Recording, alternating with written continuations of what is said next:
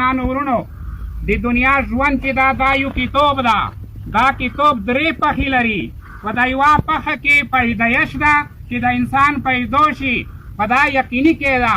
په دا دویمه د دریمه پخه کې چې آخري دو دی کې موت مرګ ده. دا منځ کې پوڼې د دی د ژوند دا خلیدو انسان ته لا اختیار ورکړی ده چې د هر شي نه یې ډکوي د خواښه دو، که د ښو اعمالو نه یې ډکوي، که د بدو نه یې ډکوي. خو محترمو ژوند یو کتاب د درې پوڼې لري. ابتدای چې دو هغه ژوند ده، انتهایي پوڼې چې دو مرګ د منځ کې خلیدو الله مقرر کړي دو چې څه کې لیکو، څه چې زه ورته کوو هغه یې ځان دپاره کوو. زه نه یم علی چې ومن عمل صالحا فلنفسه. څوک چې اعمال صالحه کوي، نیک کارونه کوي، دی ګټی د ځان دو، دی په ځان ترحم وکړلو. ومن اساء فعلیها. څوک چې د الله نافرماني کوي، جرمونه کوي، د مخلوق نه ده نه پټېږي، دی نقصان ضرر دا د دی خپل ځان ده. محترمو چې کله موت وکړي، په صحت کې په ځوانۍ کې بعضې اعمال موجود وي، هغې د وجې نه الله رب العزت موت و خیر برابروي او آخر ته اعتبار ده. انما الاعمال بالخواتم.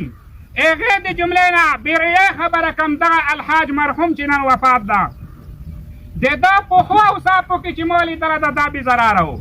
هر چا ته به خندل او هر چا به چې امر په وچولو که کولو به که نه خو خوب یله او خپلو دوستانو سره انتهایي مینه لرله. نو یې دې نتیجه دا راغلله چې ده په دغه تېر کال کې حج وکړلو. دا د ده سعادت و. حج هغه عمل ده چې هغې د وجې نه رب العالمین داسې انسان د ګناه نه پوکوي لکه تیونه چې د مور نه پیدا وي. دا سعادت علاوې ته رسیب کړلو. هغې نه بعد چې دی راغله وطن ته، دی مریضۍ سره مخامخ و. ان تر دې چې دا یو کال د مریضۍ تېره کړه. محبوب یې چې چاته الله د خیر اراده وکړي، دنیا کې مشکلات پرولي، تکالیف پرولي، مخکې د مرګ نه چې د هغه مینځي.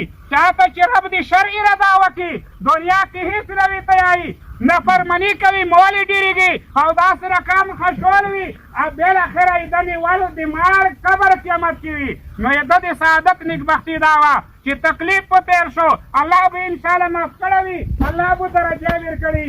بالاخره د ده آخر انتها چې کېږي په داسې یوه ورځ باندې چې هغه ورځ باندې محبوب یې ما من مسلم یموت یوم الجمعة، ما من مسلم يموت يوم الجمعة أو ليلة الجمعة إلا وقاه الله فتنة القبر.